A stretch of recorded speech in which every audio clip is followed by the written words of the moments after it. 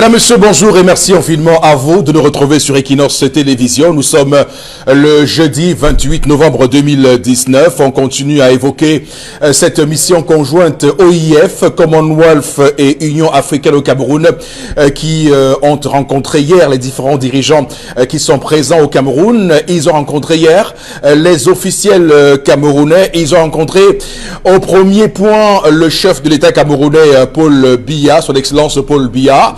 Les questions qui sont sur la table, et ça vous le savez, c'est bien sûr la pacification du pays, le climat socio-politique du Cameroun, mais surtout la résolution de la crise anglophone au nord-ouest et au sud-ouest. On va dire que trois questions achoppent et commencent à fuiter de nombreux échanges. Est-ce qu'on se dirige vers un report du double scrutin législatif et municipal du 9 février 2020? En tout cas, la question a évidemment la possibilité ce matin d'être évoquée.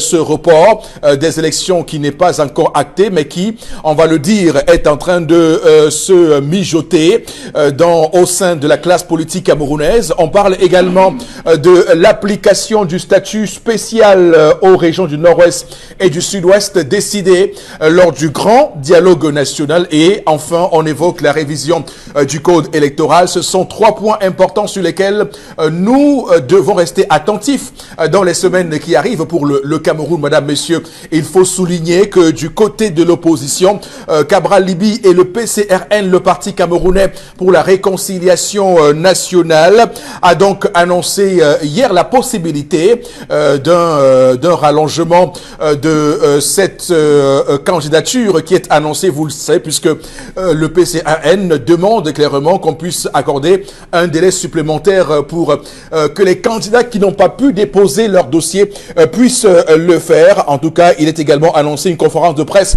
de Cabral Liby ce jour à Yaoundé. On verra tout ce qui se passe, si cela se confirme, oui ou non. Madame, Monsieur, sur ce plateau ce matin, Monsieur Bachou, Charles Hamel en bretelle. Bonjour et bienvenue. Bonjour Monsieur Eric Fopoussi Negou. Bonjour à tous les téléspectateurs. Un bonjour tout à fait particulier au ministre de la Santé publique, Manaouda Malachi. Monsieur le ministre, la situation à l'hôpital Akintini ne cesse de se détériorer. Il est temps que vous procédez à un arbitrage. De nombreux services semblent être paralysés. La faute à un seul homme, monsieur le ministre, et vous connaissez qui il est, vous connaissez de qui on parle, puisque lors de votre passage, vous avez essayé d'arbitrer plusieurs problèmes au sein de cette institution. Le personnel se plaint, les départements se plaignent, on ne mange même plus à son aise de ce côté, tellement l'air semble être délétère. S'il vous plaît, monsieur le ministre, de grâce, intervenez à l'hôpital à Kentini. Voilà, ça faisait quoi, 2 ans, monsieur Mbachoucha Lamel, que je n'avais pas vu dans un accoutrement comme ce matin. Monsieur Eric Fopoussi, oui, de temps en temps... Vous occidentalisez aussi. Non, ce n'est pas de l'occidentalisation. À des moments, il faut savoir se glisser dans la peau de la brebis pour voir ce qu'elle pense, monsieur Eric Fopoussi. Voilà, en tout cas, écoutez, nous sommes juste pour vous dire que ça vous va très bien. Hein. Merci, voilà. monsieur. Au-delà de tous les débats philosophiques, ça vous va très Merci, bien. monsieur. Voilà, je pense il fallait changer un peu. Voilà, il fallait changer un peu, absolument. Également sur le plateau ce matin, Karine Sotia, bonjour et bienvenue. Bonjour monsieur Fopoussi, bonjour aux téléspectateurs, bonjour aux responsables des publicités au Cameroun, bonjour aux afficheurs publics. Ces affichages grossiers qui empêchent ou encore qui troublent véritablement l'ordre public au Cameroun. On en parle ce matin parce que entre 6h45 et 7h, c'était le bouchon total entre la vallée Bessenguer et notamment l'hôtel Le Wax, sans publicité. On va en parler dans le cadre de la revue des réseaux sociaux. Également sur le plateau ce matin, Bombok Bengan, bonjour et bienvenue. Bonjour à vous, monsieur Fopoussi Negou. Bonjour, chers téléspectateurs. L'Ouest Éco nous apprend cette semaine que le sous-préfet de Koutaba était accusé d'avoir perçu 20 millions de francs pour bloquer les listes de l'UDC. Mais comme ces informations n'ont pas été véritablement vérifiées puisqu'il n'y a pas de traces, c'est vrai, ce n'est pas vrai. Toujours est-il que les militants de l'UDC avaient bloqué l'adjoint d'arrondissement et réclamaient cela. Ça a fait du bruit, Donc, messieurs les autorités administratives, vous voyez, si vous ne vous comportez pas bien, des choses peuvent arriver et c'est pas très bien ces choses-là. Quand ça arrive au niveau des renseignements et même de votre supérieur hiérarchique, le MINAT et tout, ça risque de tourner mal. Donc méfiez-vous. D'accord. Démarrons l'émission de ce matin avec la première rubrique. C'est l'histoire du jour contée par vous. Dominique Audrey Oyengelek, bonjour et bienvenue. Bonjour Eric Fopoussi, bonjour téléspectateurs. Aujourd'hui, je vous raconte l'histoire de Marlène. Marlène a 30 ans aujourd'hui et elle a quasiment terminé ses études. Elle a été brillante tout au long de son parcours et durant ses premières années à l'université, ses parents qui racontent l'histoire se sont rapprochés d'elle pour lui demander « Mais Marlène, tous les jours, on voit tes amis, tes copines se marient et tout, elles ont des gars, mais toi, on t'a jamais vu avec un garçon. On t'a jamais croisé même dans un couloir le soir, jamais, jamais. Non, maman, c'est pas le moment, ça va venir après. » Des années ont passé, tout le temps, et aujourd'hui, ses parents se plaignent. Elle a fini par leur dire que moi, je ne veux pas me marier. Mes sœurs souffrent dans le mariage, mes copines se font tabasser par leur mari tous les jours. Maman, toi-même, le parcours de ton mariage n'a pas été élogieux. Donc aujourd'hui, des enfants, oui. Le mariage, non. Sa mère lui a dit, mais si j'avais pensé comme toi, tu ne serais pas ce que tu es aujourd'hui. Elle a dit à sa mère, c'est ma décision. Le moment venu, je ferai des enfants et après, basta. C'est tout. Je ne veux pas me marier. Ses parents aujourd'hui ne savent pas sur quel pied danser. Ils ne savent pas comment faire revenir leur fille à la raison. La question que je me pose est celle de savoir, est-ce qu'on est obligé de se marier ? Ou bien le mariage détermine-t-il notre hominité? Allez-y, dites-le, avouez-le. Le mariage est-il une fin en soi? Voilà, alors, dites-le, lâchez le mot, ne nous embrouillez pas, Dominique Audrey-Oyengelek, on sait ce que vous voulez demander. Le mariage est-il une fin en soi? Les femmes le disent de plus en plus, le mariage n'est pas une fin en soi, on l'écoute à foison dans les différents discours de ces femmes-là qui estiment qu'elles peuvent s'épanouir en dehors du mariage. C'est une façon de penser, c'est une manière de se mettre dans la vie, de vouloir décoder ce qui a été codé durant de nombreux siècles. Il faut quand même expliquer aux gens parce que la cohérence est la chose qu'on devrait avoir chaque fois qu'on évoque des choses aussi sérieuses que le mariage. Il faut être cohérent avec soi-même et il est tout à fait évident que cette Marlène n'est pas cohérente. C'est ça, c'est ce qu'il faut dire aux gens parce que elle vous dit qu'elle peut avoir des enfants, mais pas le mariage. Elle n'en veut pas. Permettez-moi de faire un lien. Le mariage est une institution. Le mariage est une institution. Laquelle institution sert de cadre pour la perpétuation de l'espèce humaine.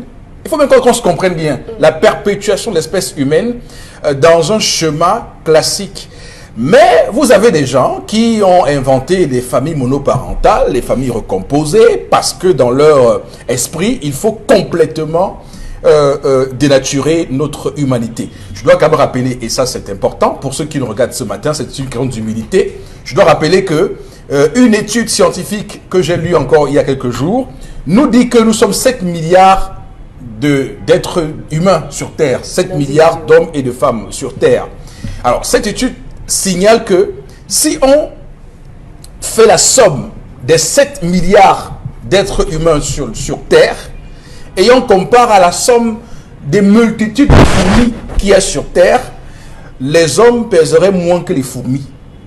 Donc soyons à un moment donné quand même, on va dire quoi, soyons quand même à un moment donné humbles vis-à-vis de la vie. Donc il y a des gens comme ça qui croient que parce qu'elle est née aujourd'hui, elle peut décider de changer le monde qu'elle a trouvé. Bon, Benga, je commence par vous. Ce matin, c'est une femme dont le profil psychologique nous montre qu'elle a vécu des traumatismes dans sa famille. Elle a observé autour d'elle les femmes mariées. Elle estime qu'elle n'est pas faite pour ce type de souffrance. Qu'est-ce que vous lui dites?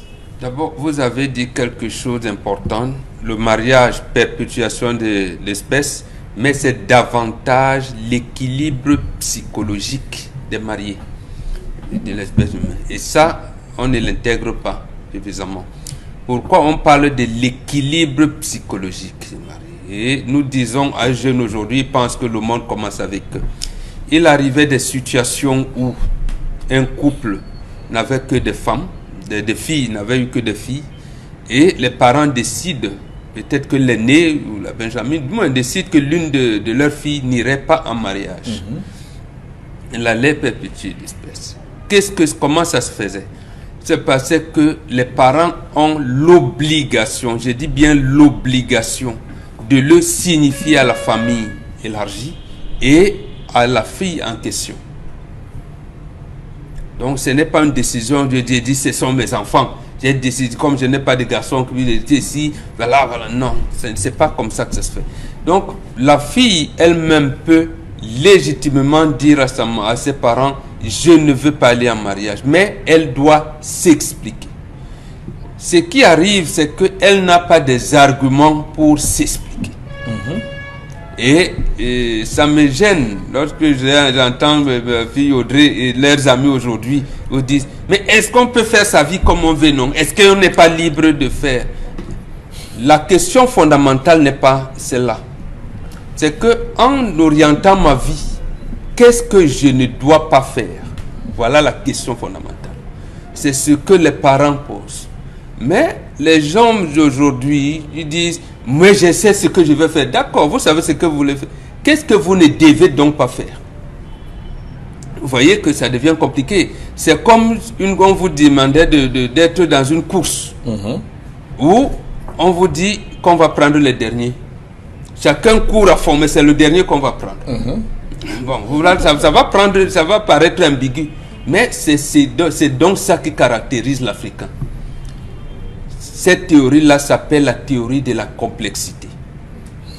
Donc, oui, c'est la théorie de la complexité. Donc, cet enfant, cette fille, elle n'est pas équilibrée psychologiquement. Elle n'a pas des arguments. Maintenant, si vous lui posez la question, ah oui, vous pouvez même faire 5 enfants avec 5 hommes différents. Quel sera le statut de tes enfants? Elle n'est pas à mesure de répondre. Vous voyez donc elle regarde le monde de manière partielle et parcellaire. Elle est même aveugle. Donc, voilà, quand il faut l'amener à comprendre. Vous avez dit qu'elle se prénomme qui? Marlène. Marlène. 30 ans. Voilà, reviens ma fille. Reviens, va parlementer avec ta maman.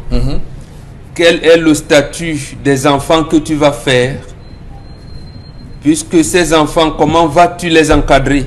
Demain, au fin qu'ils n'aient pas, eux, à entretenir des relations intimes avec leurs frères et sœurs qu'elles ne connaissent pas. Voilà comment on pose les problèmes de la vie. Très bien. Ça ne se résume pas en vous. Le mariage n'est pas une fin en soi. On n'a jamais dit que le mariage était une fin en soi. Mais le mariage, c'est l'élément numéro 1 du bonheur sur terre. Mais bon, que vous dites pas ça, mais moi je le dis. Hein. Le mariage est une fin en soi. Voilà. Parce qu'après, il ne faut pas qu'on fasse des débats sur des évidences. Je veux dire qu'à un moment donné, les gens doivent savoir. Le mariage est tellement une fin en soi que vous avez des gens qui ont mené des combats en France, ailleurs, pour avoir leur part de mariage. Le mariage pour tout ce qui avait été lancé en France. Donc, c'est tellement une fin en soi que même ceux qui se disent les plus occidentalisés font des marches, font des combats pour qu'on leur accorde également le mariage. Voilà. Donc, oui, justement. Donc, c'est tellement une fin en soi que les gens veulent se marier. Les gens veulent le mariage. Les gens veulent ça. Maintenant, il y a des choses qu'il faut évidemment savoir voir dans ce monde. Oui, Karine. Le mariage n'est pas une fin en soi. Expliquez-nous. Le mariage n'est pas une fin en soi. Parce que c'est une question de décision et de volonté. On ne se marie pas parce qu'on a vu l'autre ou parce qu'on a l'âge de se marier.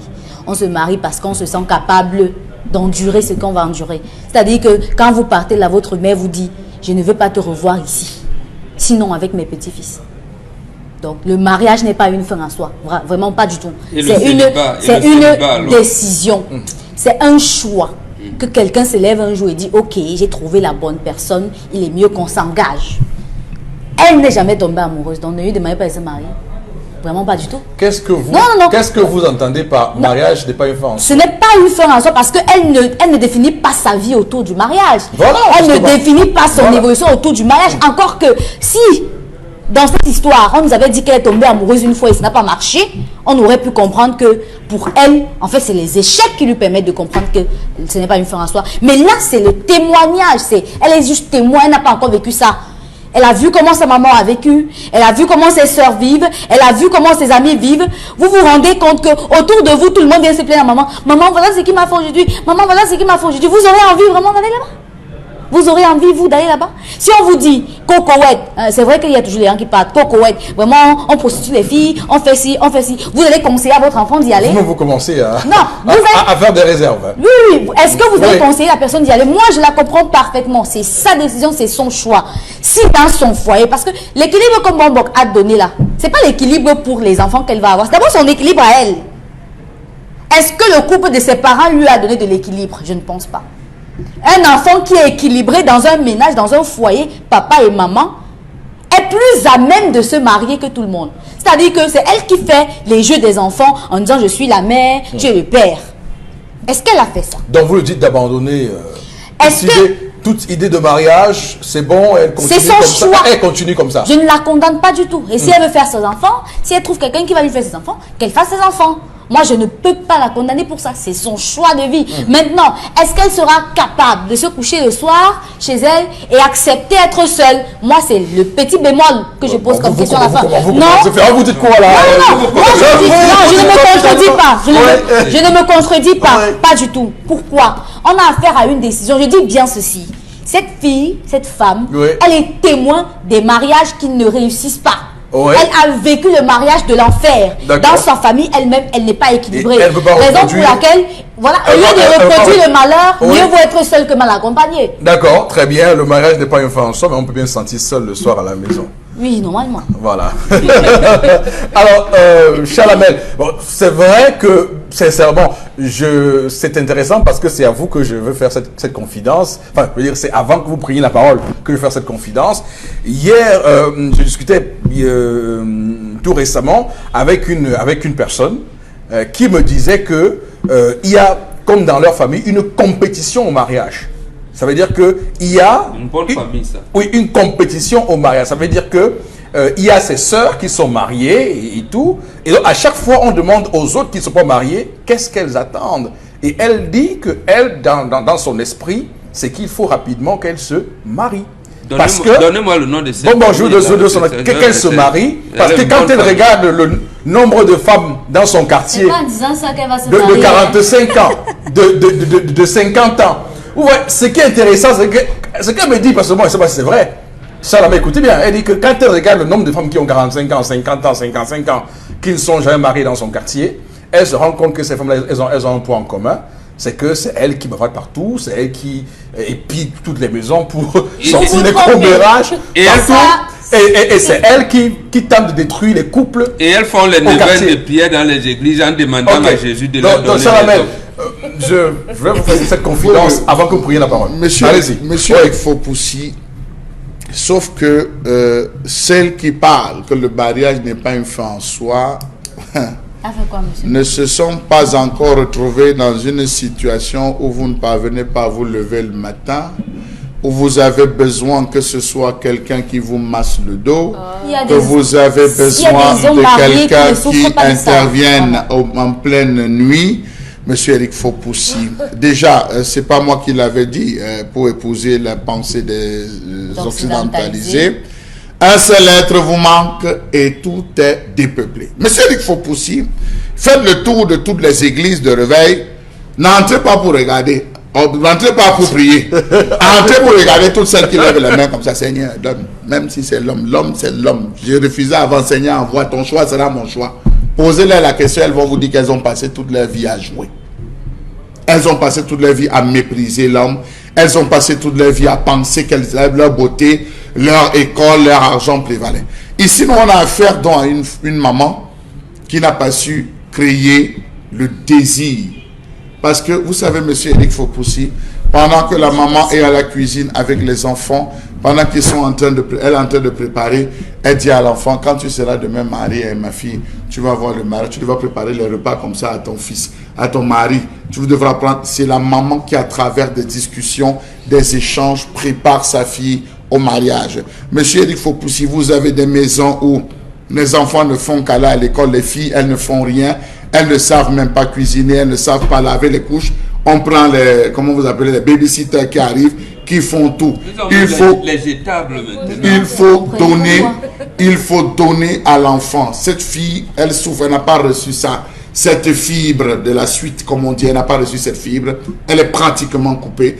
Et au-dessus de cela, comme on disait qu'elle n'avait pas d'argument, elle ajoute juste ce qu'elle observe. Ses soeurs sont mal à l'aise dans le mariage, mais elles sont sorties du mariage. Elles sont dans le mariage. Pourtant, elles ont l'attitude de rentrer se coucher à la maison. Les soeurs vivent les frustrations, même la maman vit des frustrations. Mais est-ce que ça empêche qu'elle-même, avec ses amis, elle manque de frustration? Donc, j'estime que le débat est déplacé. La maman devait revenir et recrier cette fibre. J'ai bien peur qu'il ne soit trop tard et que sa fille ait peut-être un plan caché. Elle a 30 ans. Elle a un plan caché.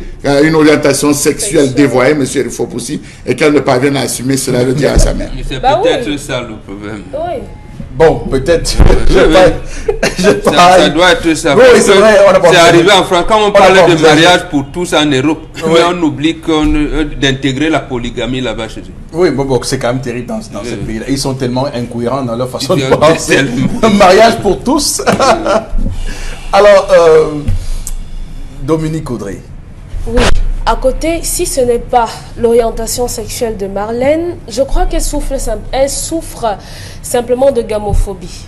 Gamophobie parce qu'il faut dire que le mariage n'est pas un long fleuve tranquille. Le mariage, ce sont les angoisses, le mariage, c'est le stress, le mariage, ce sont les problèmes interminables, les disputes et autres. Donc, on a une jeune femme qui, justement, n'a pas envie de se lancer dans ça. Tout le monde sait que lorsqu'on se marie, on perd une partie de sa liberté, du moins.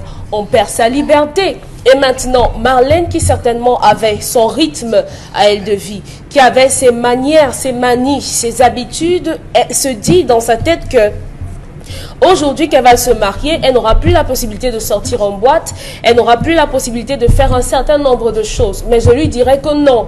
Parce que ma grand-mère en grandissant, lorsque j'étais en 3e et que j'étais tentée de sortir la nuit avec les autres, je lui disais, Ambo, j'ai envie d'aller avec les autres, après la messe on va sortir. Elle dit non, quand tu vas grandir, tu vas sortir. Mais quand il va grandir, il serait à marier, je vais plus. Elle dit que non, au contraire, avec ton mari, tu pourras faire un certain nombre de choses.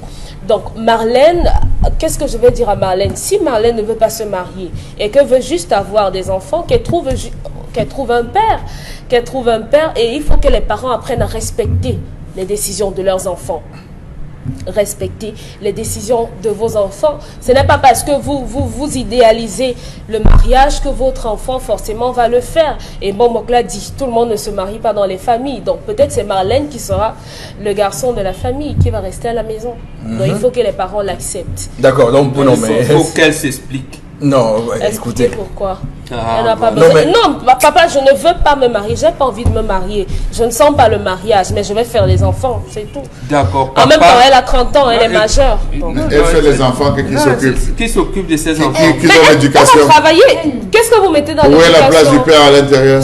Vous avez dit que les enfants qu'on fait à la maison sont les enfants du père, non? Non. Donc son père va gérer. C'est pas de manière automatique. Écoutez bien, justement, c'est cette désorganisation sociale.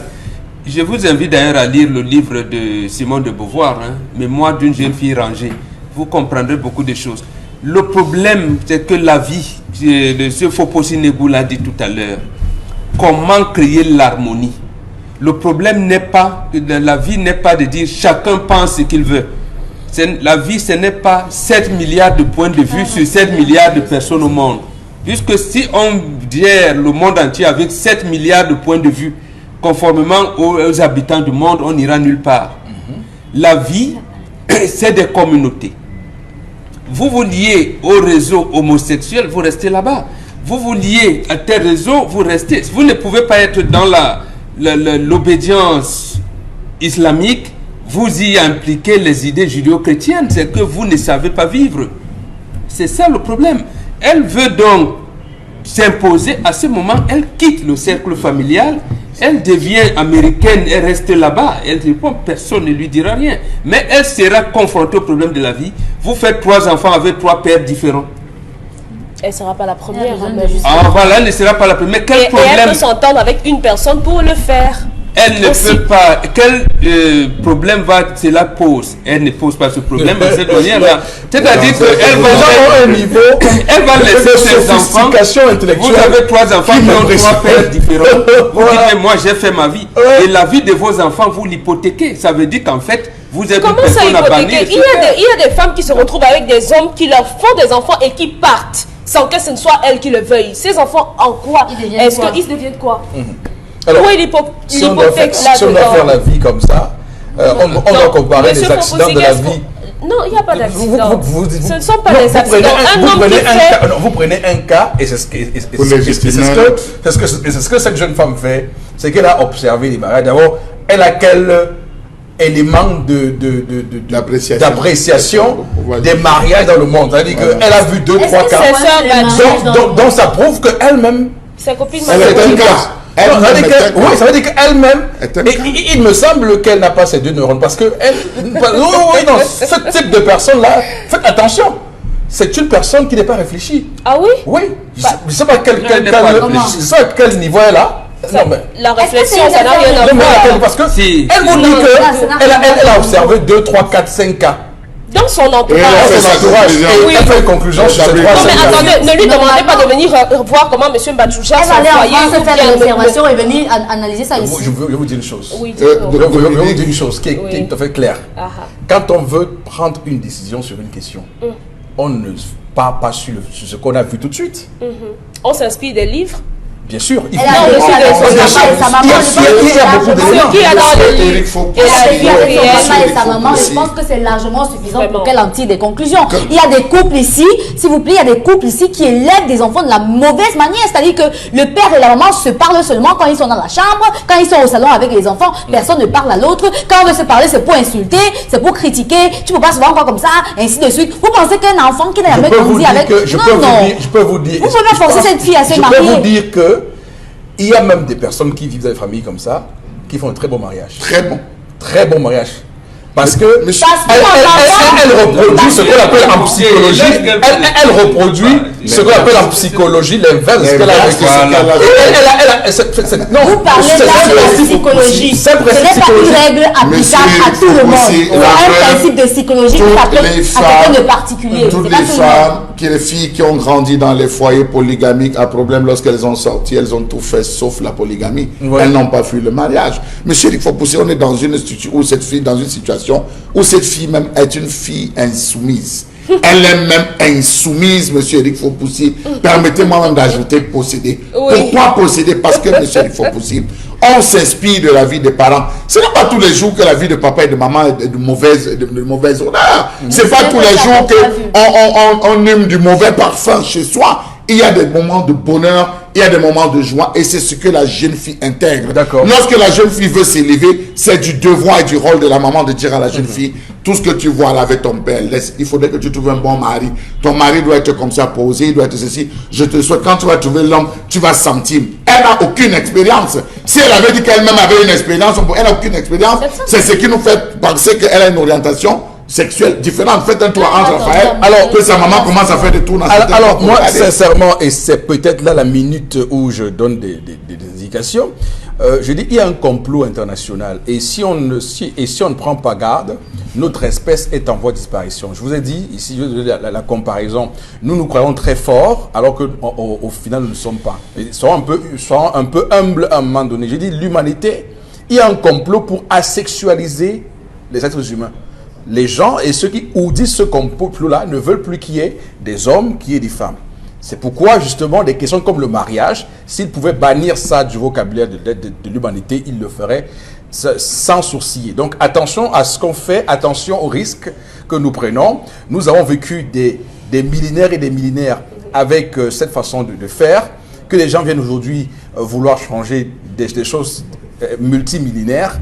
Attention à attention, parce que si on commence à dire le mariage c'est pas bien, le mariage c'est pas ci, c'est pas ça, parce que 2-3 personnes ont raté le mariage, alors tout le monde ne vous mariez pas. Madame, monsieur, on va s'arrêter là pour cette histoire de ce matin. Tout de suite, la colère du Charlemagne.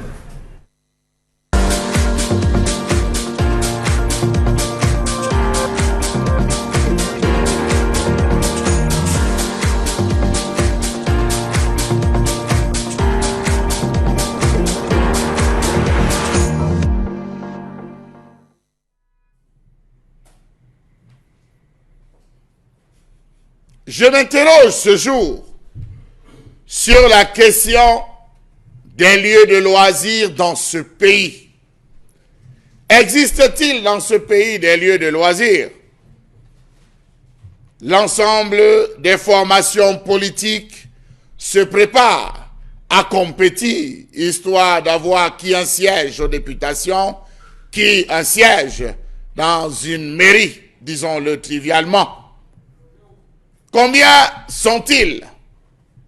Je dis, combien sont-ils ces jeunes qui ont dans leur profession, dans leur projet politique, intégré la notion de loisir, facteur essentiel au développement d'une commune d'arrondissement, d'une région, mieux d'un département? Où est-ce qu'un Camerounais peut-il se détendre, se réjouit allègrement dans ce pays, mieux, dans une ville comme celle de Douala? Comment comprendre que le Cameroun manque de tout pour ce qui est des lieux de loisirs? Pas de salle de concert, pas de bibliothèque, sauf sur du papier. Un musée national en perpétuelle rénovation, à se demander même quand il ouvre. Des salles de cinéma fermées, aucune salle sur l'ensemble du territoire. Elles se sont transformées en temples chrétiens, au pire en magasin de Chinois.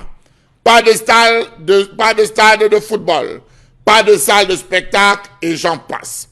La jeunesse n'a pour seule distraction que les jeux d'un autre genre, mis en place pour la bêtise plus que de la rendre intelligente, jouer pour gagner de l'argent.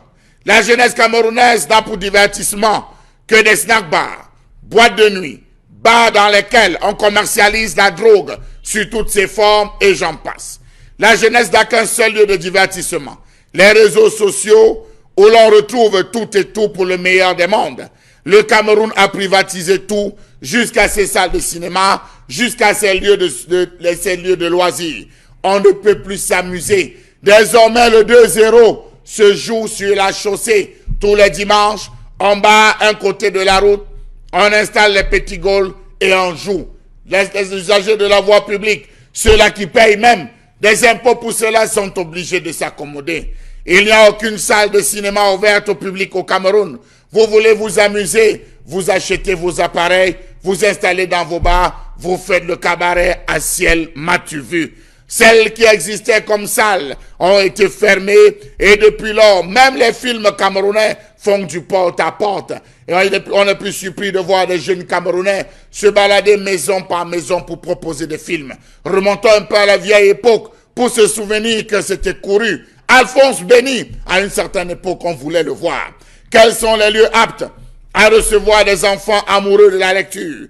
La situation des bibliothèques au Cameroun est plus que contrastée. Ainsi, la plupart des écoles primaires sont dépourvues de bibliothèques et l'argent officiellement affecté à ces tâches, c'est-à-dire 300 francs par élève, est largement utilisé par les chefs d'établissement à d'autres fins, tout comme les locaux des bibliothèques sont le plus souvent utilisés comme des salles de cours. La même situation prévaut peu ou prou pour les bibliothèques universitaires. Existe-t-il donc, en conclusion, des bibliothèques de qualité dans ce pays? Que non, non et non. La jeunesse est abandonnée à errer dans les abysses de la débauche des réseaux sociaux.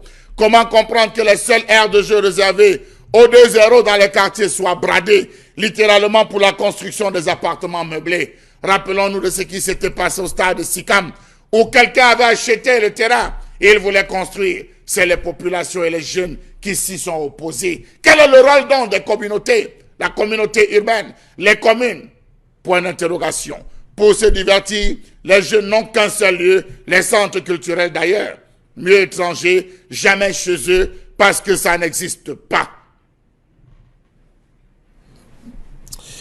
C'est une question tout à fait importante. Ça me rappelle justement que tout récemment, nous avions un débat sur comment les jeunes peuvent se divertir dans ce pays. On se remémorait ce qui se passait à une certaine période dans ce pays, avec la multiplication des aires de loisirs, mais également la possibilité pour ces jeunes-là de nourrir leur esprit, même quand ils se divertissent. Et malheureusement, on se rend compte aujourd'hui que ce qui est vu comme un divertissement pour nous, c'est des choses qui nous abrutissent. Et vous avez évoqué de manière très subtile la question des jeux de hasard. C'est devenu un vrai problème national pour ce pays, mais également les réseaux sociaux qui, malheureusement, ne sont pas utilisés comme il faut, ne sont pas utilisés à bon escient, et les conséquences sont tout à fait désastreuses pour cette jeunesse camerounaise qui, malheureusement, se trouve embrigadée, se trouve portée sur des sentiers très dangereux. Alors, bon, Bengan, sur cette question, d'ailleurs, c'est tellement d'actualité que nous parlons aussi de ces élections locales avec les mairies, parce que de nombreux candidats vont prendre d'assaut ces mairies-là, et il va falloir bien poser la question de l'aménagement des aires de loisirs, de l'aménagement des bibliothèques et tout ce qui concourt à faire en sorte que les jeunes s'épanouissent. Oui, Salamel a posé là un problème crucial dans l'épanouissement individuel. C'est ça justement, si vous regardez le comportement des jeunes aujourd'hui, même par rapport à l'histoire du jour, vous allez vous rendre compte qu'il y a une génération qui ne sait pas ce qu'on appelle divertissement. Ils pensent donc que divertissement n'a rien à voir avec éducation. Oui. Ils pensent que non, c'est le problème. Ça commence dans le berceau de l'enfant. Quand un enfant, vous commencez à lui chanter des chansons pour le bercer, ce n'était pas des chansons, n'importe quelle chanson. Lorsque vous entrez à l'école, pourquoi on commence par les images? On vous raconte, on vous dit par exemple, Koulou la tortue et Luc le lièvre, voilà. L'enfant, c'est plus tard qu'il va comprendre. Et le drame, justement, c'est que même les lois de 2004 qui encadrent la décentralisation au Cameroun et même le décret d'application de 2008 intègrent bien ça. Même malheureusement, dans le déploiement des collectivités territoriales décentralisées, on ne pense pas à ça. Rien du tout. On pense plutôt à créer des stations-service, vous prendre des impôts, à créer des bars danser. Or, c'est une orientation de l'État global. Enfin, quand je parle d'État global, je parle de l'État centralisé, du gouvernement global du Cameroun, qui a commencé à détruire, parce qu'il faut voir comment ça a été détruit. Ça a été détruit par le fait que la loi de 77 interdit de construire des débits de boissons à côté des établissements scolaires. Mais on l'a fait. Et les autorités administratives ont délivré des licences d'exploitation des débits de boissons à côté des établissements. L'éducation même, le ministère... Avec les conséquences que l'on sait, parce qu'après, il ne suffit pas de dire qu'on a laissé construire, mais il faut dire aussi que les conséquences sur la jeunesse sont ce qu'on peut percevoir aujourd'hui, une jeunesse dépaysée, désaxée. Il y a un terme qui est tout à fait important à souligner, une jeunesse qui est hors sol, clairement, absolument. Qui est dans les nuages, qui est dans l'espace, qui ne comprend pas, qui n'a pas pied sur terre. Parce qu'en réalité, c'est des lieux où on boit beaucoup d'alcool, il faut dire la vérité, où les jeunes prennent du temps pour les drogues, les multiples drogues, les stupéfiants et autres. Donc, ça pose aussi là l'option que l'on a choisie, c'est de faire de l'argent, mais derrière cette option de faire de l'argent, on n'a pas suffisamment mesuré les conséquences désastreuses de tout ça. Mais tout à fait. Oui. L'État a cultivé la dépravation des mœurs. Vous regardez, le ministre en charge de l'éducation délivre les certificats comme les agréments d'exploitation sans avoir en leur sein les infrastructures qui développent les activités post et périscolaires. Comment les enfants, vous les voyez chercher les terrains où vont pratiquer les activités d'éducation physique et sportive. Or, ça devait être au sein des établissements scolaires. On ne le fait pas. Et la conséquence, c'est quoi? C'est que on malmène, on malaxe tout. On vous dit, tout le monde doit ressembler à son Bahanaka et ton fils ou Andjitap. Mais, au lieu qu'on encadre les enfants, peut-être les entraînements les après-midi, parce qu'il faut voir comment ça s'est déconstruit, les enfants vont à l'école à 7 heures. Or, leurs homologues, eux, vont s'entraîner au moment où les autres vont en classe. Vous voyez donc, j'ai voulu prendre ça pour voir comment l'administration publique camerounaise et l'administration territoriale, qui n'exige pas que les mairies développent ces choses-là, que ce soit sur le sport, sur la culture avec les bibliothèques et tout, l'État central lui-même a détruit l'orchestre national, a détruit le théâtre national, a détruit les salles de cinéma et offre des agréments dans des établissements scolaires qui n'ont pas des infrastructures où on développe des activités pour ces périscolaires. Donc, c'est tout un ensemble qui fait que l'enfant, aujourd'hui, il sort de la maison, quand il arrive, il déambule. Il déambule et donc, du moins, il a l'embarras. Du moins, il a l'embarras du choix des bars qui se proposent à lui, et des kiosques à jeux. Et les kiosques à jeux, absolument. Voilà. Oui. Justement, c'est depuis 1994 on est devenu République du Djambo. Oui. Donc, les jeux partout.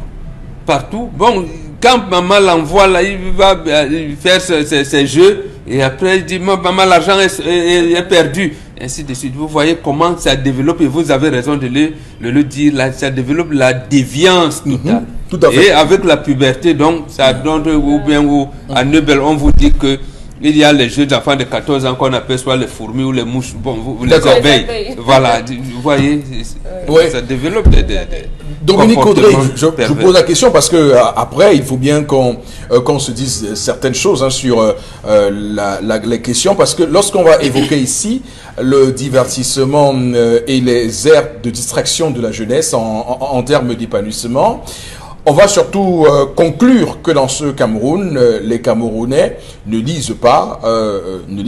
La lecture n'est pas la chose du monde la mieux partagée des Camerounais. Il me semble qu'on a une responsabilité vis-à-vis de notre jeunesse, parce qu'il me semble aussi important que nous avons grandi dans un registre où lire était un plaisir, où lire était un plaisir. Je continue à le dire, lire était un plaisir, et en jouissant au sens propre du terme de la lecture, nous apprenions. C'est ça qui est quand même intéressant. Voilà, ça veut dire que on a commencé d'abord tout petit à lire les bandes dessinées, des bandes dessinées. Voilà, Blake et autres. On a évolué avec les contes de Mille et une nuits, tous les tomes, on a avalé tous les tomes et tout ça. Après, c'est devenu les Harlequins et tout ce que les légers lui et tout ça, nous en raffolions. Un peu plus grand, nous lisions les Sas de Gérard de Villiers. Donc ça permettait qu'on s'occupait et on ne se rendait pas compte que justement on peut errer de part et d'autre. Donc c'est une question centrale aujourd'hui. Peut-être que les parents ont aussi leurs responsabilités. Je me pose juste la question. Les parents, oui, ont leur responsabilité. Et hier, j'y pensais pendant que je travaillais. Je me suis rendu compte que je ne lisais plus du tout. Ça, c'est à cause d'Internet, parce qu'on se dit, bon, on va télécharger le truc en PDF, ce sera facile à lire, facile à transporter, mais que non. Parce que lorsque vous avez votre portable, vous êtes en train de lire, pam, un message Facebook arrive. Et dès que vous avez ouvert le message, ça s'enchaîne, ça continue.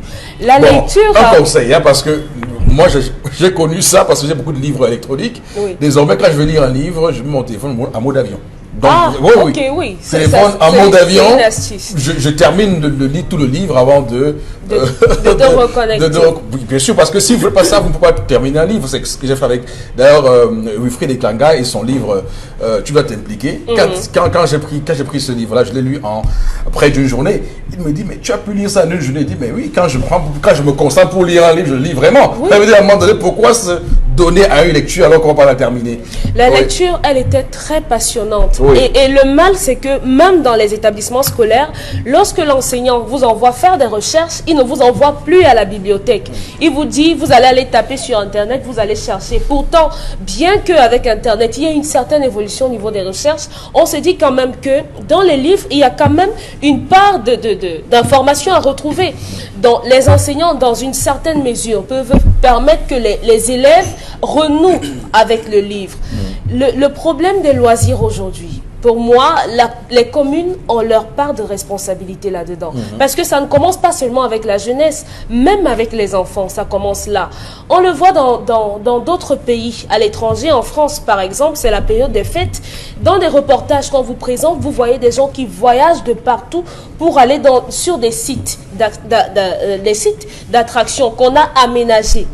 En dehors de l'aspect loisir, il y a également de l'économie qu'on peut faire avec ces espaces de loisirs, là qui peuvent être des sites touristiques. Nous en avons énormément au Cameroun. Les loisirs, ça touche le physique. Parce qu'on peut avoir des loisirs sportifs, ça touche également le psychique, ça touche l'éducation, parce qu'on forme les masses, on apprend aux enfants le respect des règles. À une certaine époque, on avait le manège et tout, mais ce n'est plus trop ça, Malheureusement, aujourd'hui, on est obligé de se lancer dans tout et n'importe quoi. Moi, j'ai jamais assisté à un théâtre.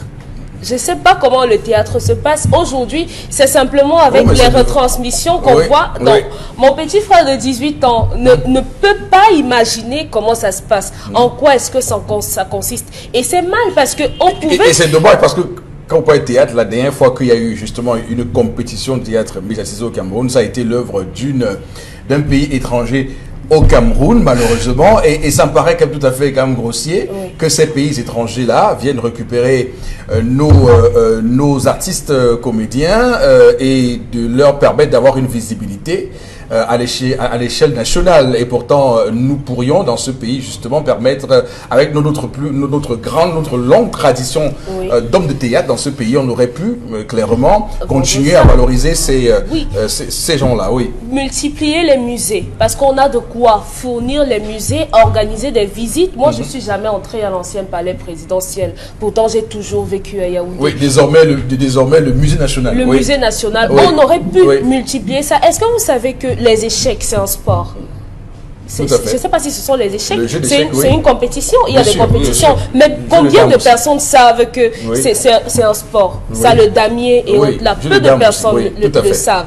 Donc, il faudrait qu'on essaye de ramener les jeunes. Ramener parce que vraiment, la jeunesse, elle est en train de se perdre. Oui, c'est clair. Parce qu'après, il faut dire aussi qu'il y avait également des mouvements associatifs. Je ne sais pas à quel niveau nous en sommes aujourd'hui. Nous avons été des scouts.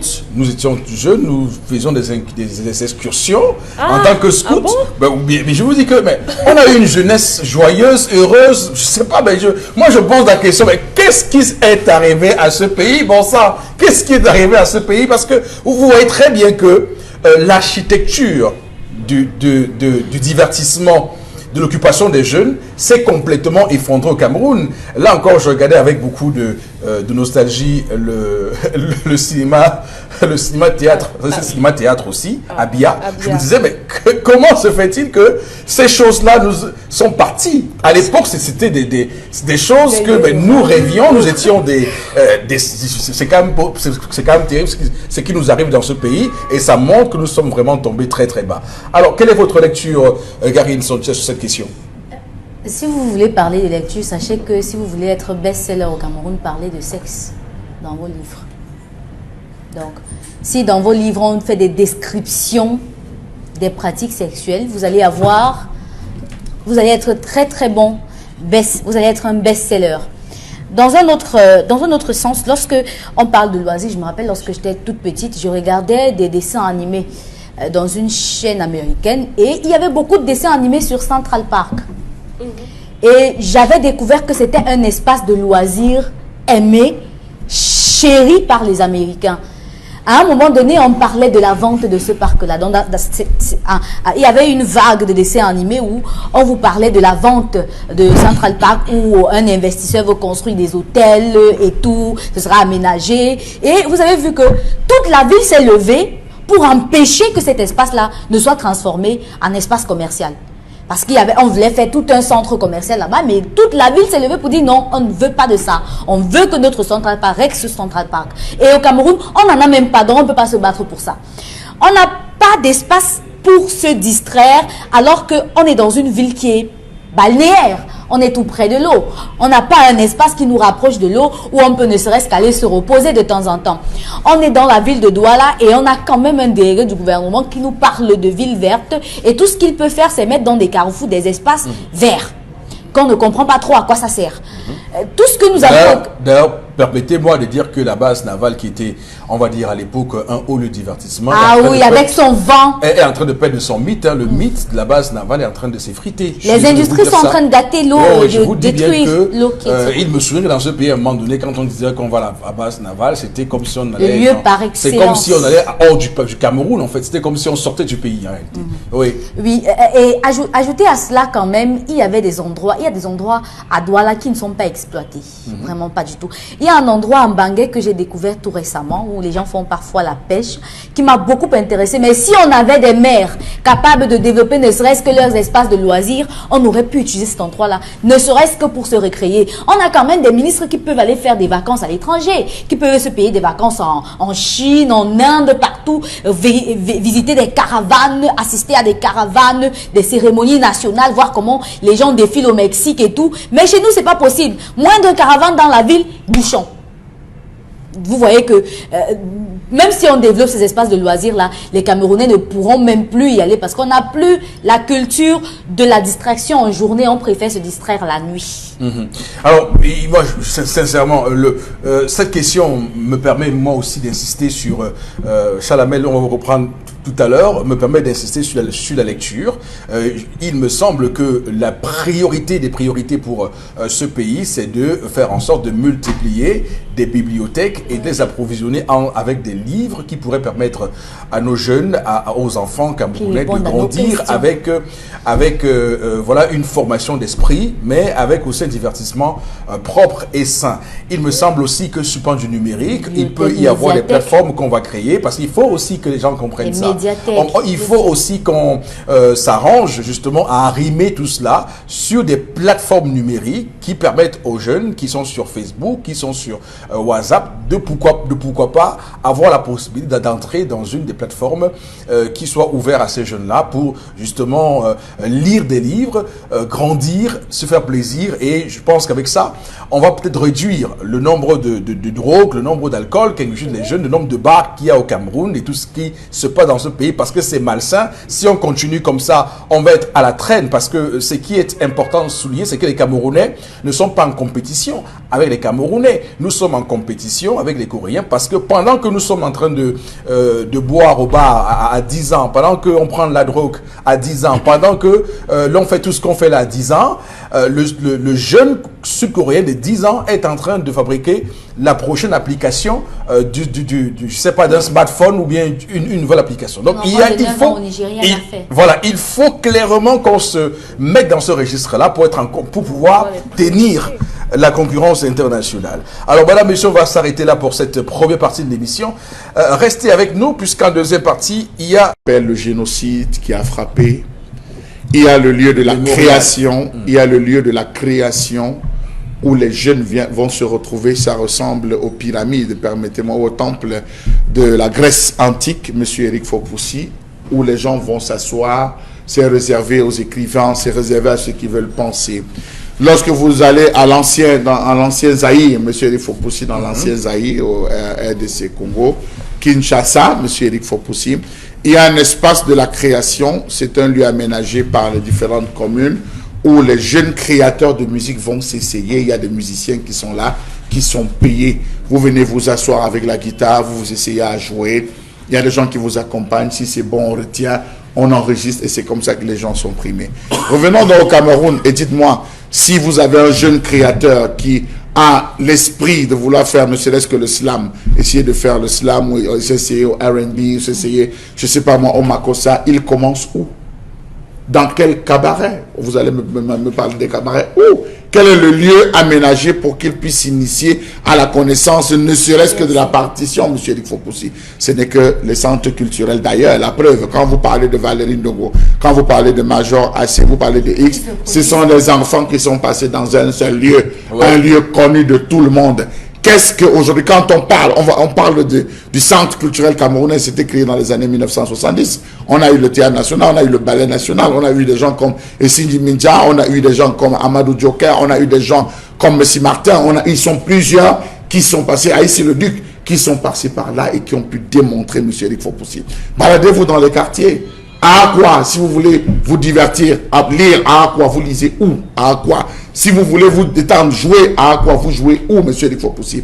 On nous a dit, vous avez les complexes multisports. Allez dans Warda. Le complexe multisport est un lieu pour les meetings politiques.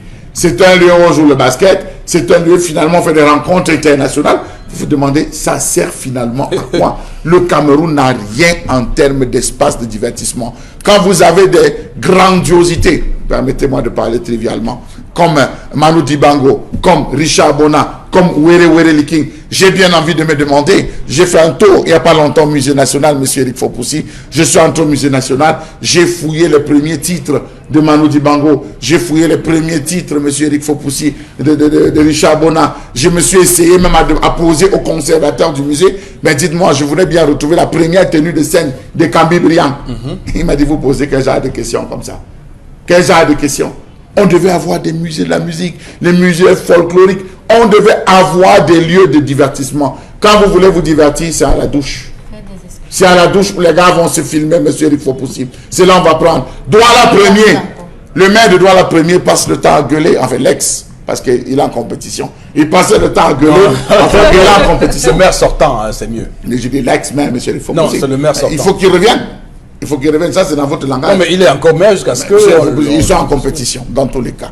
On a déjà lancé, ils sont en compétition. Donc je disais à M. Eric Fopoussi qu'on a l'endroit, le lieu où on a pendu M. Eric Fopoussi, on a pendu Douala Mangabel. Ce lieu est mort. Vous passez même au niveau de la tombe où des gens se battent chaque année à aller faire ce qu'on appelle commémorer l'anniversaire. Quand vous faites un tour en Chine, quand vous faites un tour en Corée, quand vous faites un tour dans toutes ces zones, M. Eric Fopoussi, on vous parle d'un Chiang Kai-shek, vous retrouvez les traces de ce Chiang Kai-shek. On vous parle d'un Confucius, vous retrouvez le mausolée. Vous avez la possibilité, tout est respecté. Un pays qui n'a pas de repère est un pays mort. Et nous sommes morts, M. Eric Fopoussi, parce que dimanche, à quoi vous ne circulez pas à quoi dimanche, toutes les rues sont barrées. Devant bénéficiaire, sans publicité, c'est barré, M. Eric Fopoussi. Sur les différentes rues, les rues même, c'est barré. Les enfants sont en train de jouer le football. Les enfants jouent le football. Ah, quoi? Oui, mais c'est la rue, oui, tout le monde. D'accord. Non, c'est une question rhétorique. Donc alors, on va lire quelques messages, Karine. Laissez cette fille tranquille. Quand elle tombera vraiment amoureuse, la mémoire sera scannée. Ah, c'est Etchemo Landry qui nous écrit sur la page Facebook. Cette jeune Si vous imaginez ce à quoi je pense, allez-y rapidement. Cette jeune fille souffre d'une mauvaise perception du mariage liée à une observation très sommaire des cas vus et entendus dans son entourage. Serge Pouna. Je voudrais dire à cette fille que, 2 points, si elle veut fuir les douleurs de la vie, qu'elle sache qu'en même temps, elle s'éloigne des plaisirs de la vie. Le plaisir que le célibat donne est proportionnel à ses douleurs. Dans cette vie de plus, tu fuis les douleurs en refusant de prendre la vie en courageuse. De plus, tu seras misérable, ma sœur.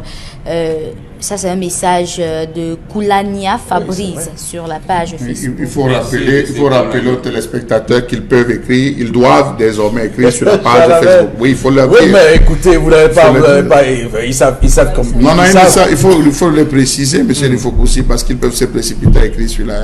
et qu'ils savent. Voilà. D'accord, Charles Hamel, vous pouvez nous écrire, madame, monsieur, comme le dit Charles Hamel, sur la page Facebook 10 12 le Zénith tel que c'est écrit à votre écran sur Facebook.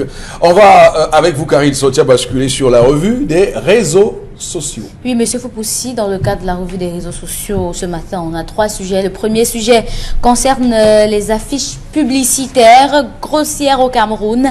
Les travaux d'une affiche située à la vallée Bessenguet ont rendu difficile la circulation de ce tronçon très tôt ce matin, des embouteillages. Et jusqu'à présent, les travaux continuent. C'est vrai que les camions qui étaient garés là entre 5h30 et 6h ont été enlevés. Oui.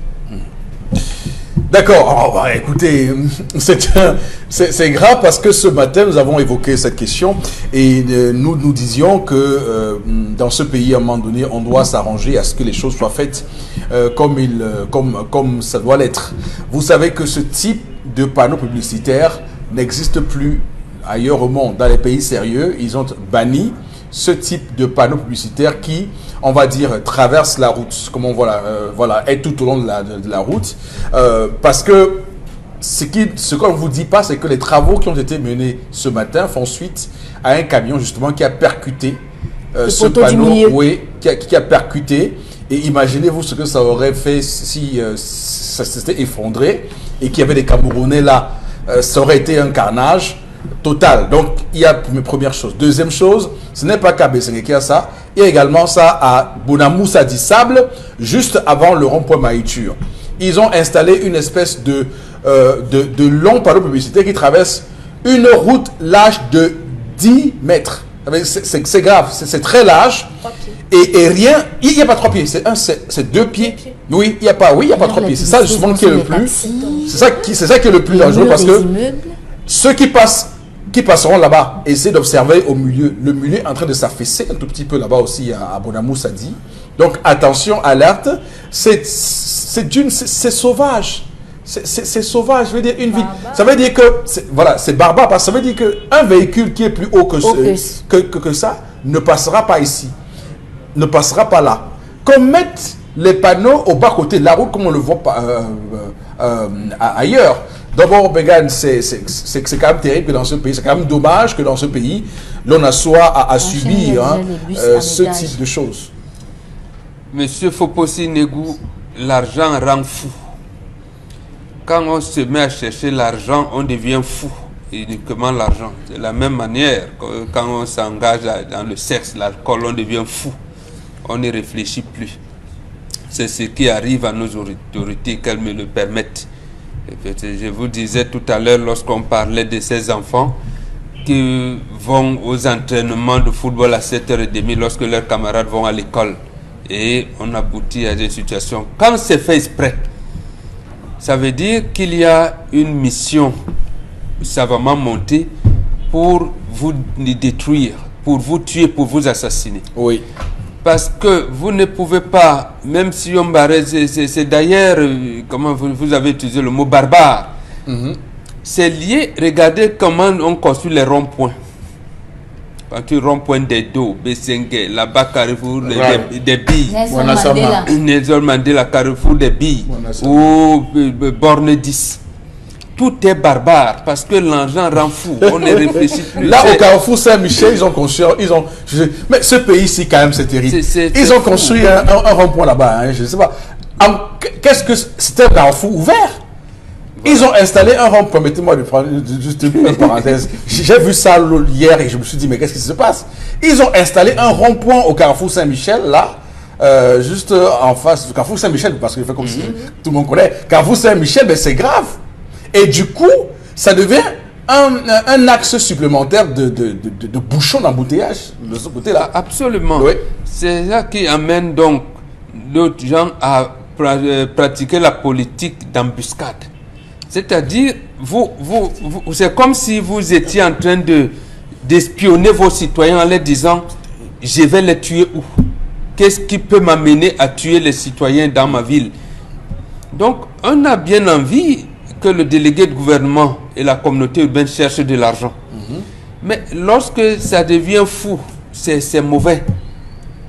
Donc en fait, est-ce que le fait d'avoir de l'argent vous demande de vendre les gens? Je n'arrive pas à comprendre la psychologie. Beau verbe employé. Vendre les gens. Oui, vendre les gens. Je ne comprends pas. Je comprends pas. C'est-à-dire, la ville est d'abord sous forme de distraction. Vous avez, on ne répare pas les poteaux électriques, les fils pendent et tout. Et en plus, on vient à rajouter avec les panneaux publicitaires barbares. Et grossiers. Grossiers, barbares. On ne sait même pas à quelle distance. Parce que quand vous porte-char passe, quand un camion porte un conteneur de 40 pieds, donc on oublie même de mesurer la hauteur que ça peut faire. Mais c'est pour ça que je vous ai dit que nos autorités sont devenues folles. D'accord. Charles Hamel, sur ces panneaux, vous avez vous aussi constaté les dégâts? Monsieur Eric Fopoussi, en date, ou plus précisément au mois d'août à septembre, non, octobre plus précisément, je m'étais interrogé sur ces panneaux lumineux, monsieur Eric Fopoussi. J'avais posé la question de savoir quel est le rôle de ces différents panneaux à ces endroits précis, monsieur Eric Fopoussi, lorsqu'on sait qu'il y a des choses qui sont interdites au volant, notamment le téléphone, l'utilisation du téléphone portable, de tout objet pouvant nous distraire, et encore plus ces différents panneaux lumineux, ces différentes enseignes qui ont des couleurs qui attirent, avec des pixels qui attirent. On a eu déjà au niveau du rond-point de feu rouge plusieurs accidents dus à cela. J'ai bien envie de demander à monsieur Tonin, qu'est-ce qu'il fait avec l'argent de l'éclairage public? Non, excusez-moi, je suis sérieux. Qu'est-ce qu'il fait avec l'argent de l'éclairage public pour que les villes ne soient pas éclairées, mais éclairées par des panneaux lumineux? Non, poser la question de savoir, cette question, où va l'argent qu'il récolte sur ces panneaux publicitaires? Parce qu'il y a c'est quand même beaucoup d'argent.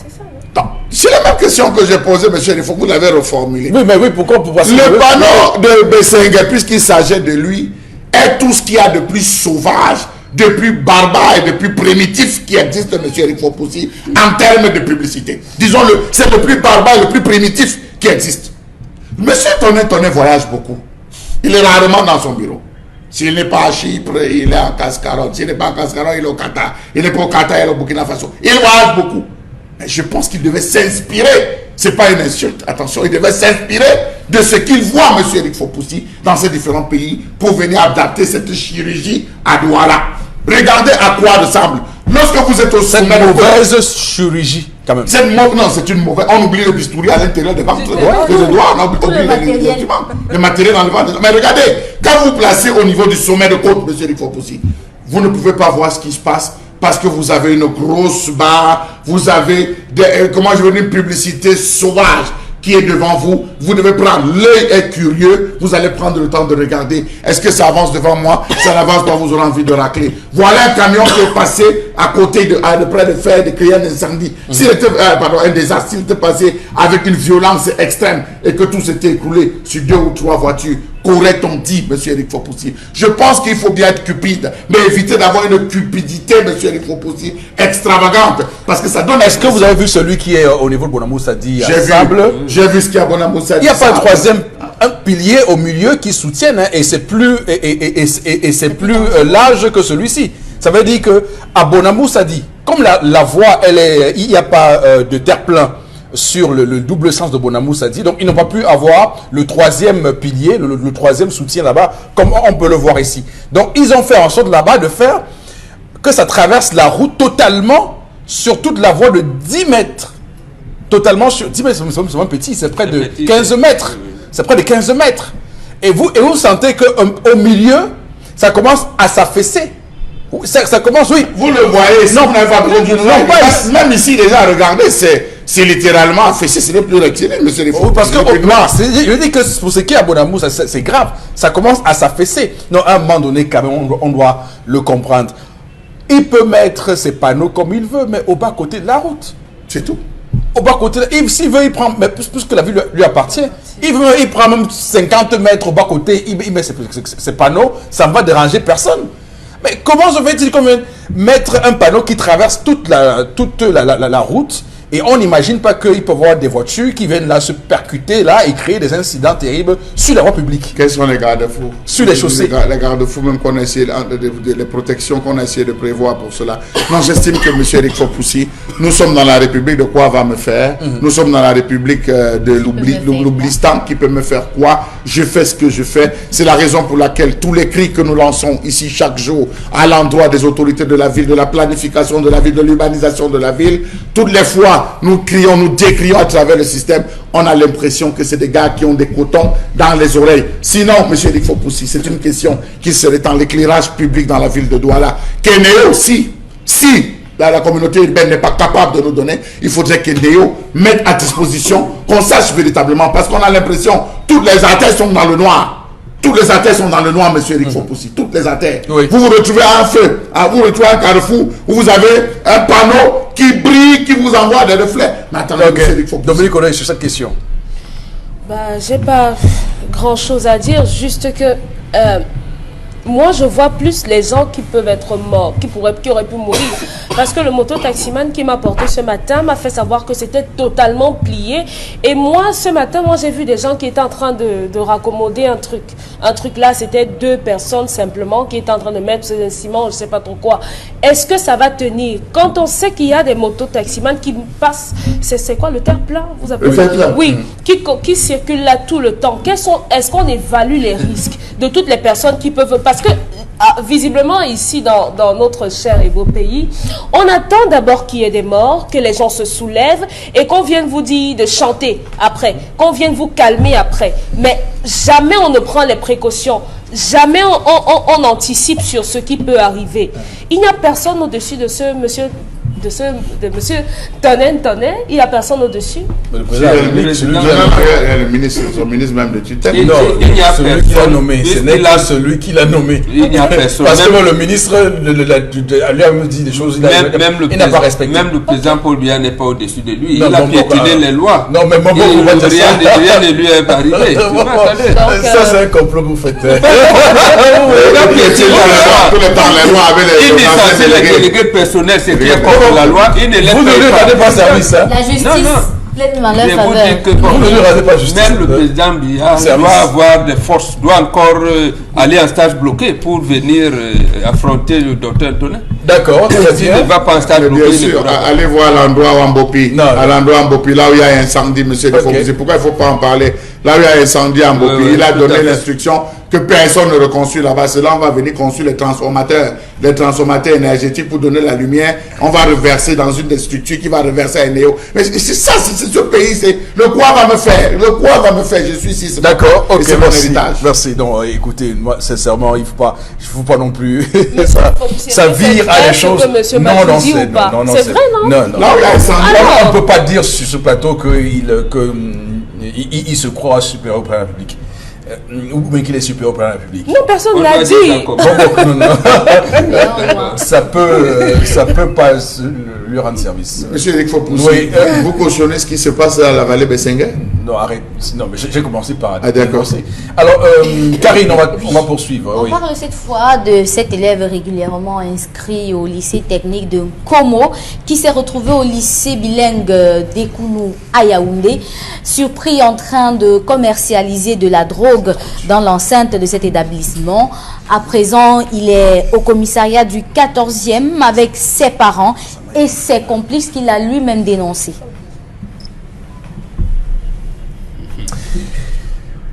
Le Cameroun, hein, on sort vraiment. Dans ce pays, quand on veut se calmer, il y a toujours quelque chose qui vient nous révolter. Vraiment, dans un établissement, bon, Bengale, je veux dire, comment est-ce que les gens réussissent? Et d'ailleurs, je me rappelle que allez, c'est bon, Bengale, votre commentaire. Non, c'est pour ça que j'interpelle toujours mes 2 filles qui sont sur le plateau. Il y a un type de langage qu'on n'utilise pas. Et ces enfants sont coutumiers de ce type de langage. Le mariage n'est pas une fin en soi. Je pense, est-ce qu'il est interdit aux gens de penser comme ils veulent? Est-ce que tout le monde est libre de faire? Justement, tout le monde est donc libre de faire ce qu'il veut. On va aboutir au fait que si on vendait les armes, un enfant de 9 ans peut prendre une arme et assassiner ses camarades parce qu'il est libre. Et si tout le monde est libre, c'est ce genre de langage qu'il ne faut pas utiliser. Lorsqu'un pays des citoyens d'un pays commencent à utiliser ce type de langage, on vous dit que le pays est au sol, le pays est à terre. Effectivement, ce qui se passe là-bas avec nous, ça s'est fait cette semaine à Deido.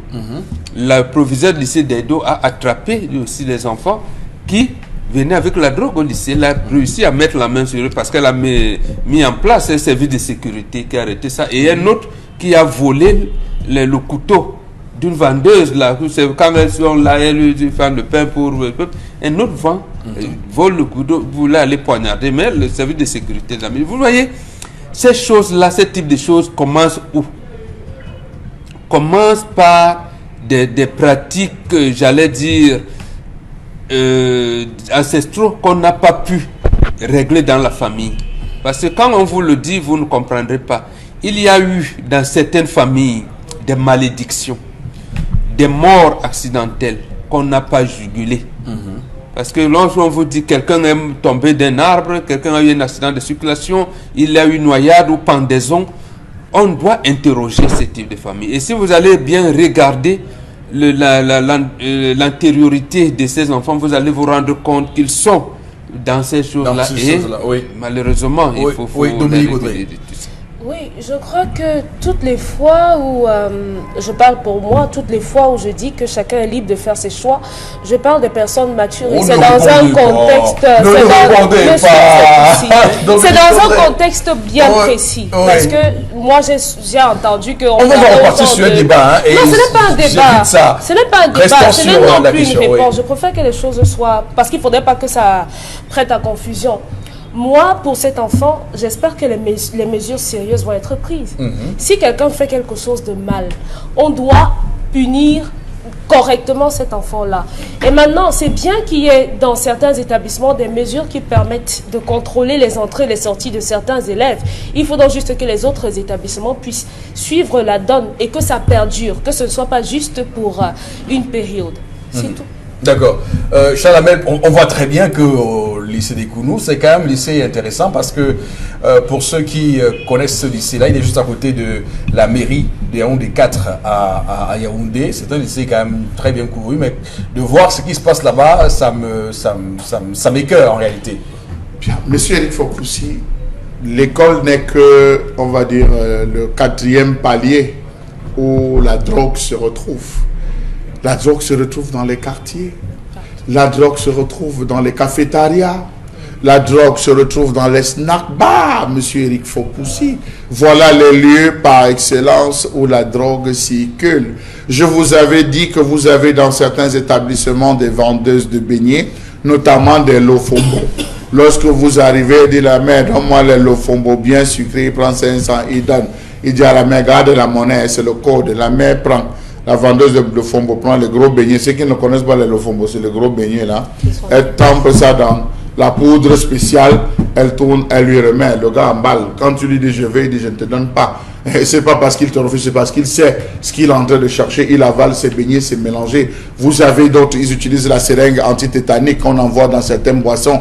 Lorsque vous consommez, c'est comme ça qu'on réussit à avoir de nombreuses jeunes filles. Aujourd'hui, il y a des jeunes filles qui se font violer. C'est à travers cela. Donc, monsieur Eric Fopoussi, je pense qu'il faudrait que la sécurité redouble d'ardeur. Il faudrait que nos forces de maintien de l'ordre redoublent d'ardeur. Parce que c'est connu, monsieur Eric Fopoussi. Dans différents coins, vous arrivez à ceux qui habitent les cités SIC, faites un tour pour les cités SIC. À partir de 18h, vous ne pouvez plus traverser certaines cités SIC. Même ici à Makepe, les enfants sont assis là. Ils sont en train de fumer devant vous. On a laissé entrer les chichas.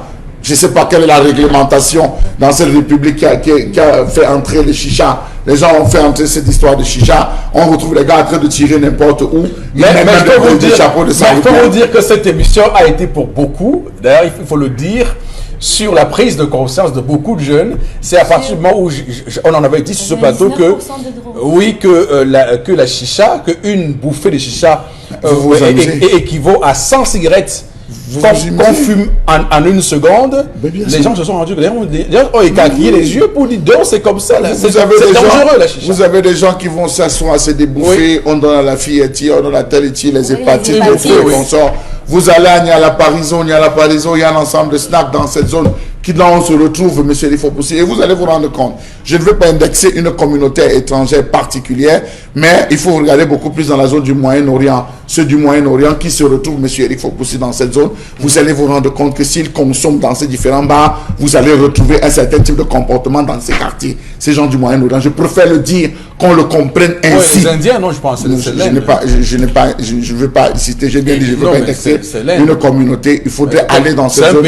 Lorsque ces gars traînent, vous avez ces gars qui traînent, ces étrangers, à la fin, vous allez découvrir que la consommation, elle est un peu plus portée. Donc, je pense qu'il faut avoir un regard très sérieux là-dessus. On parle beaucoup des Chinois sans que ça me pose problème. Et aux parents, Et aux parents, je dis aux parents, occupez vos enfants. Il y a plusieurs secteurs dans lesquels vous pouvez occuper vos enfants. Les arts martiaux, les arts martiaux, la peinture, la musique, le piano. Occupez vos enfants, ne laissez pas votre enfant traîner à la maison. Arrangez-vous à ce que votre enfant fasse une activité qui va l'occuper, une activité d'éveil. Il y en a plein d'activités.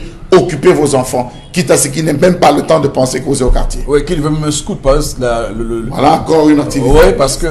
Oui, parce que ça permet d'être discipliné. Voilà. Ça cultive la discipline. C'est ce que j'ai appris là-bas. Il faut vraiment. On a les sapeurs-pompiers qui tout le temps organisent des petits rassemblements pour les enfants pendant 2 ou 3 mois. Ouais. Occupez vos enfants, occupez-les, qu'ils ne chôment plus au quartier. Voilà. Vous verrez. On va terminer cette revue, Karine. On termine avec la déclaration du ministre Atangandji, une déclaration qui fait beaucoup parler la toile depuis 2 jours. Il a déclaré mardi dernier, je cite, « Les gouverneurs m'ont fait savoir que 5 partis politiques ont déjà déposé leur candidature dans le nord-ouest et le sud-ouest. Dans le nord-ouest, il y a déjà 30 000 candidats pour 1050 postes de conseillers municipaux. » Et ce qui dérange sur la toile, c'est que où se trouvent ces bureaux de l'ECAM, comment est-ce qu'il a pu avoir ces titres-là, et alors qu'il était en réunion avec les gouverneurs. De toutes les façons, voilà les questions que Internet se pose. D'accord. Que beaucoup de partis.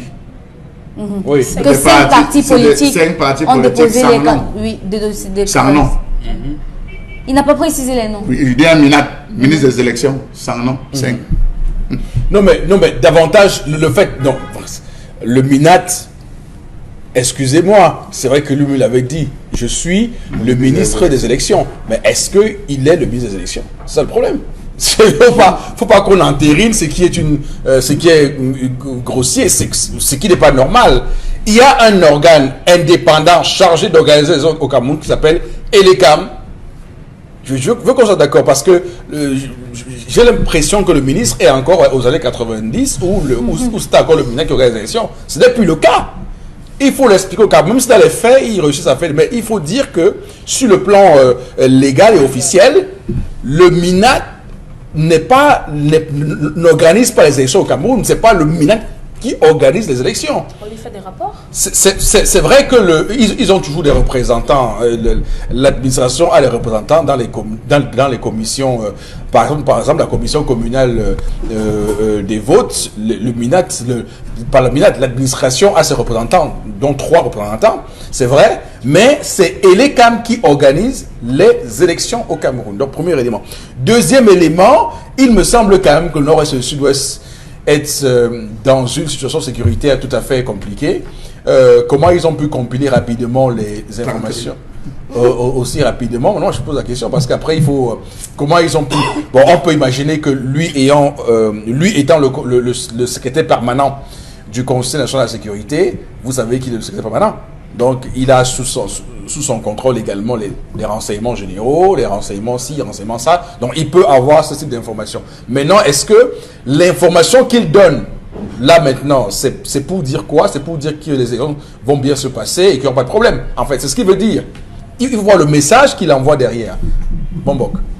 Oui, d'abord, non. Les antennes communales de l'ECAM disaient qu'elles avaient 48 heures pour transmettre les dossiers de candidature à leur niveau. Au Conseil électoral. Au Conseil électoral. Donc, oui. Sûrement que sur le plan du timing, hier, il aurait pu avoir l'information. Mais ce que je ne comprends pas, comme vous l'avez relevé, le nord-ouest et le sud-ouest, c'est 65 communes. Il est préférable de dire que dans les 65 communes, nous avons des dossiers de tant nombre de communes. Et même là, c'est une entorse à la loi. Vous l'avez également relevé. Eh bien, c'est ELECAM qui doit le dire, ce n'est pas lui. Ça veut dire qu'en fait, il y a une entourloupe qu'on est en train de préparer. Il y a une tricherie et on veut préparer l'opinion à ce que il y aura vote dans les 65 communes. des régions du nord-ouest et du sud-ouest. Moi, j'ai préparé l'opinion comme ça, tout comme on vous avait dit. Rappelez, c'est lui qui avait annoncé les observateurs internationaux lors de la présidentielle. Et c'est avéré quelques temps après que ces internationaux-là étaient vraiment internationaux. Full transparency. Étaient vraiment des internationaux. Mais l'opinion avait déjà intégré. Et c'est là donc, on prépare l'opinion pour la fraude qui arrivera dans les régions du nord-ouest et du sud-ouest. Ça veut dire également, je termine par là, que les fichiers seraient déjà faits. Donc, il faudrait maintenant que les citoyens restent éveillés en demandant aux représentants... On n'y peut rien, nous ne sommes pas là-bas. Les représentants, il y a deux. Les représentants régionaux de l'ECAM, du nord-ouest et du sud-ouest. Délégués, oui. Les délégués régionaux de l'ECAM, oui, doivent nous dire quels sont les chefs d'agence aussi départementales. Voilà, mais non, restons dans le nord et le sud-ouest. Ils vont nous dire que vous, dans vos communes, quels sont on va compétir où?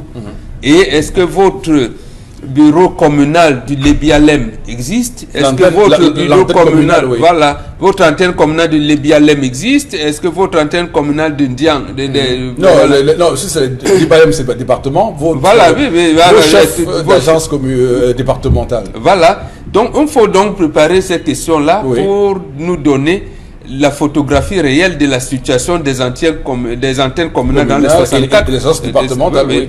Tout à fait. Là, on saura. On va découvrir vite ce qui est en train de se tramer. Rappelons que pour Éric Essousset, le directeur général des élections de l'ECAM, avait dit que pour les dépôts de manière exceptionnelle, dans le nord-ouest et le sud-ouest, vous savez qu'on dépose les dossiers pour les municipales à l'antenne communale. Il avait dit que exceptionnellement pour le nord-ouest et le sud-ouest, les gens pourraient déposer cela plutôt à l'agence départementale de l'ECAM de leur région, donc de leur localité. Et il a refusé de dire le nombre de bureaux de vote qu'il y a là-bas. Et l'autre chose qui s'est passée là, la composition des dossiers, c'est que les ressortissants du nord-ouest et du sud-ouest, dans certaines localités, n'ont pas pu avoir accès dans les tribunaux de première instance pour établir. Non, et le bulletin numéro 3, ils l'ont fait à Yaoundé. Oui. Ça veut dire que l'accès là-bas est compliqué. Bon, comment on peut tenir les élections là où on n'a même pas pu avoir les présidents? Le SDF également a dit que... les certificats de non-imposition, ils l'ont pris au moins. Voilà. Les certificats, ils l'ont à Yaoundé toujours. Ils l'ont fait à Yaoundé, oui. À Yaoundé. À Yaoundé. Oui. Le SDF a fait état de ce que... Et le vote va se passer là-bas. Alors que tous les papiers ont été faits à Yaoundé. C'est justement l'incongruité. Le président du Sénat avait voté à Paris lors de la présidentielle, alors qu'il n'était pas inscrit là-bas. Donc, peut-être on a déféré la vote. Non, le SDF a fait état de ce que certains de leurs militants ont été agressés, leurs dossiers de candidature, j'allais dire, arrachés par les ambabos. C'est vrai, c'est pas vrai, on verra. D'accord. En fait, il y a des problèmes. Oui, monsieur Éric Fopussi, je vous ai dit, je prends toujours avec des pincettes tout ce qui est dit par le MINAT. Et ce constat, je l'ai fait. Cette décision, je l'ai prise après les élections d'octobre 2018. Cette affaire des observateurs internationaux et tout, M. Éric Fopussi. Chaque fois qu'il est sorti à la presse, après, ça nous a toujours donné une mauvaise odeur, un goût amer, un goût très amer. Donc, permettez-moi de ne pas me prononcer sur ce sujet. Je préfère respecter ce que Mbambok a dit, dans ce sens que on est déjà en train de préparer l'opinion. On nous parle de 5 partis. Quels sont les partis? On sait avec exactitude un ensemble de choses pour certaines régions.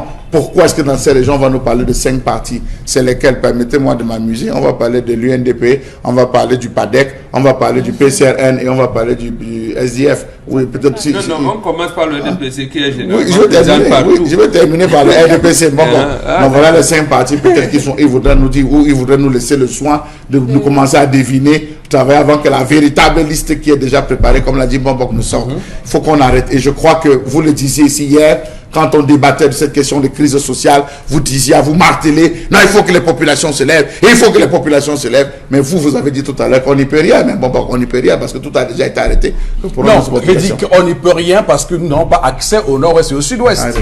Parce qu'on n'a pas accès, nous ne pourrons pas aller vérifier Parce qu'il y a la guerre. Lorsque vous parcourez dans la toile, vous regardez l'ensemble des réactions, on vous dit que beaucoup de mairies ont été inaccessibles, d'autres ont été brûlées, il n'y a pratiquement rien eu. Donc tout a été signé à Yaoundé. À quel moment cela s'est fait? Qu'on autorise, qu'on signe tout à Yaoundé? Non, mais je vous dis que pour l'instant, ce qui se passe, c'est qu'on n'a pas d'éléments concrets qui nous permettent de vérifier les chiffres du MINAT. C'est ça la question.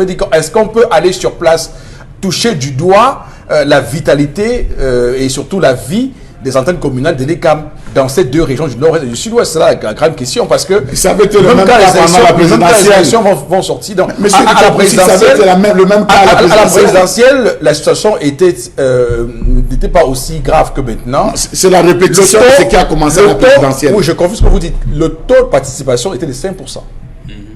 Le taux de participation à la présidentielle était de 5% seulement dans cette partie du pays. Et en plus, nord et sud-ouest. Et en plus, le droit nous amène à des tripatouillages du genre où on peut dire le taux d'abstention ne peut pas influencer véritablement les résultats. Donc pour la présidentielle, on peut fermer les yeux et comprendre. Maintenant pour les élections locales, comment vous allez nous faire croire qu'à Woum, les gens n'ont pas défilé, n'ont pas voté, mais ils ont élu leur maire? Ça ne peut pas s'expliquer.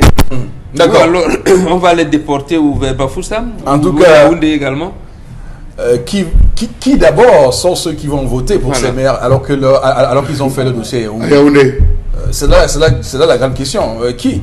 En tout cas, on va observer très bien ce qui se passe du coup. Alors, madame, monsieur, basculant au plateau B pour retrouver Consti Lamine, avec qui on va parler du Grillardin. On regarde d'abord ceci.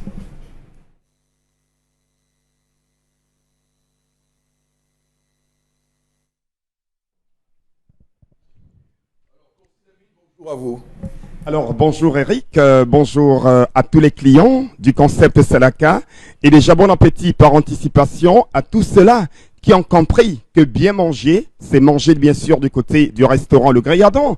Également ceux-là qui ont compris que célébrer son mariage, célébrer son anniversaire, célébrer sa soirée d'entreprise, c'est bien de célébrer ces événements dans un cadre chic, dans un cadre féerique, dans un cadre bien sûr de qualité supérieure. C'est bien entendu du côté bien sûr du restaurant Le Grillardin. Il faut le rappeler, chers téléspectateurs, qui est donc votre restaurant par excellence de qualité supérieure. Ça se passe bel et bien du côté de Bonapriso, le restaurant Le Grillardin. Alors, chers téléspectateurs, c'est une fois de plus bien aujourd'hui d'attirer votre attention à la maison. Regardez ce décor. Ça, c'est un aperçu du décor qu'on vit tous les jours de lundi à dimanche au restaurant Le Grillardin. Il faut le rappeler, ce décor a été réalisé par le maître d'hôtel du restaurant Le Grillardin. C'est donc l'occasion pour moi d'attirer l'attention de ceux-là qui veulent célébrer les anniversaires, qui veulent célébrer les mariages, qui veulent célébrer les soirées d'entreprise. Venez au restaurant Le Grillardin, vous ne serez pas déçus. Manger, c'est bien, mais manger au restaurant Le Grillardin, c'est encore mieux. Parce que le tout n'est pas de manger le ndolé, le tout n'est pas de manger le mongo chobi, mais c'est de manger le très bon ndolé. Oh là là là là, le ndolé crevette. C'est de manger le poisson bien braisé. C'est de manger le coquille camerounais, c'est de manger le sanga, c'est de manger tout ce qu'il y a comme repas camerounais au restaurant Le Grillardin. Regardez le cadre dans lequel vous allez manger tous les jours de lundi à dimanche. Regardez le ndolé, oh là là, regardez le ndolé là. Regardez ce ndolé, vous le retrouverez au restaurant Le Grillardin. Alors je vous invite, chers téléspectateurs, d'appeler dès à présent. Ceux qui n'ont pas le temps de venir au Grillardin peuvent commander leur repas à travers nos numéros de téléphone. Et ceux qui veulent découvrir notre cadre, venez tout simplement de lundi à dimanche à partir de 12h et bénéficiez d'un buffet géant à 6 000 francs, un buffet complet avec entrée, plat de résistance et dessert, accompagné bien entendu d'un vin blanc qu'on vous donne gratuitement pour ceux qui veulent rester au village. Alors, chers téléspectateurs, manger c'est bien, mais manger au restaurant Le Grillardin, c'est encore mieux. Rendez-vous tout à l'heure à partir de 12h du côté de Bonapriso à la rue UTA. Merci beaucoup et bon appétit à tous nos clients. Merci à vous, Consti Lamine. On va tout de suite, madame, monsieur, prendre interpellation. Interpellation, c'est un élément que nous aura donc réservé Cédric Chouna, et ensuite on va faire un commentaire de ces images juste après. Donc, à tout de suite.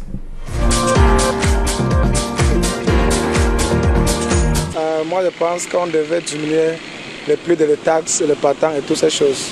Donc c'est à cause de ça que beaucoup de nos frères et nos sœurs pas investir que hors de pays. Si on pouvait baisser le prix de toutes ces choses, nos frères, nos sœurs qui sont allés investir dehors vont rentrer ça voilà, et sur le Cameroun. Et ça va me donner. Mais aussi longtemps que c'est cher et toutes ces choses, le patent, les taxes sont chères. Par exemple, il y a beaucoup de jeunes comme nous qui ont essayé de faire le business au Cameroun, ça n'a pas donné. Parce que quand on commence, après il faut payer ça, après le papier et toutes ces choses. Après, on commence à prêter l'argent et faire toutes les choses, après on ferme. Et à cause de ça, nous sommes dans le chômage. Si on pouvait baisser le prix et tout ça, moi je pense que ça va donner. Et le problème des anglophones aussi, il faut seulement que ça peut être ce que les anglophones le demandent, que la fédération. Moi je pense que si ils acceptent ça, ça va donner.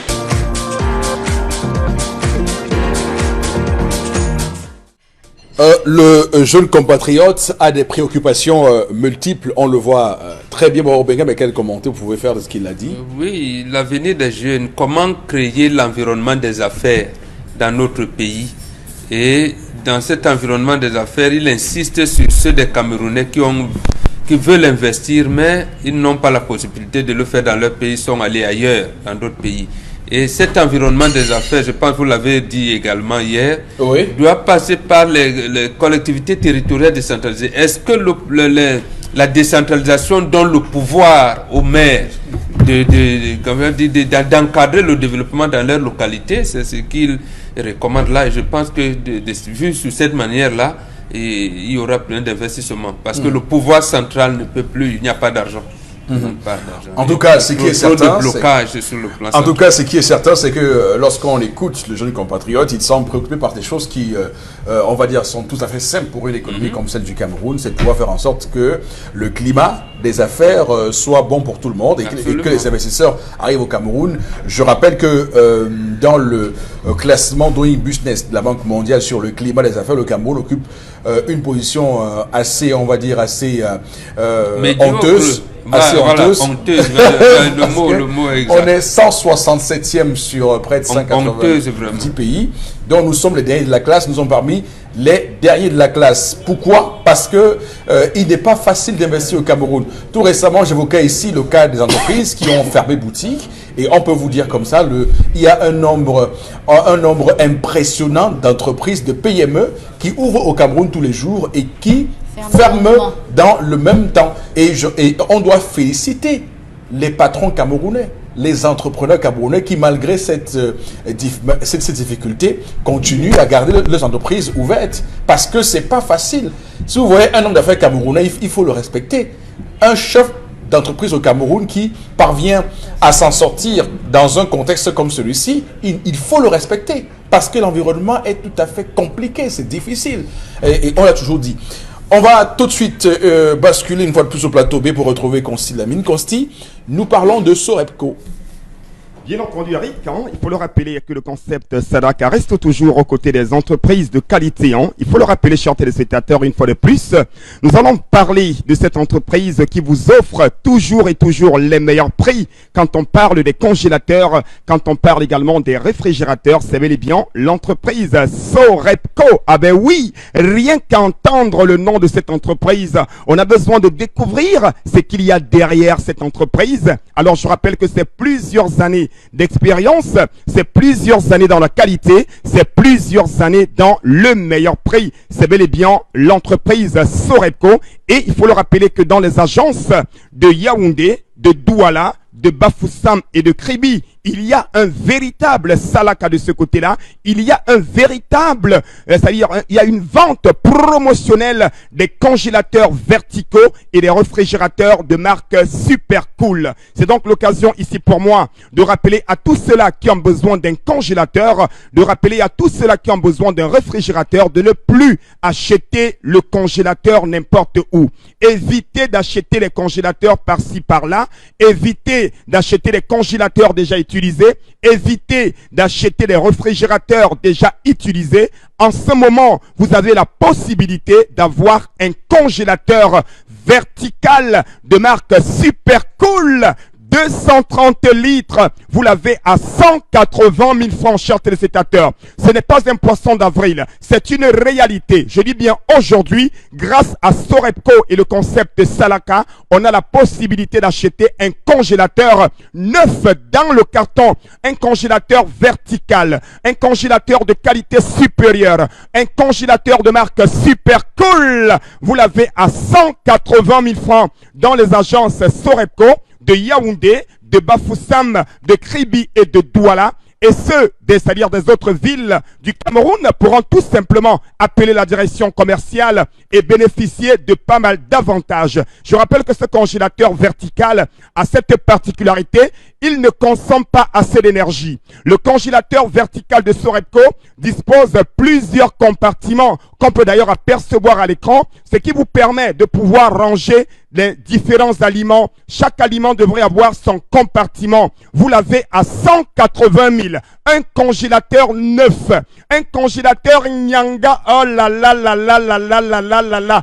S'il vous plaît, chers téléspectateurs, pour dire tout simplement, ne demandez plus, virgule, l'eau glacée, virgule, aux voisins, point, virgule, parce qu'ils vont vous insulter. Allez chez Sorepco.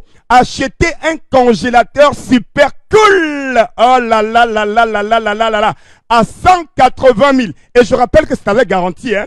Quand vous achetez à Sorepco, non seulement le congélateur est dans le carton, mais on vous donne également 6 mois de garantie. En cas de problème, revenez. Et vous savez très bien que le concept Salaka ne vend pas n'importe quoi. Ces congélateurs, je les ai testés. Ces congélateurs, je les ai vérifiés. Et j'ai décidé de les vendre à l'émission Le Zénith.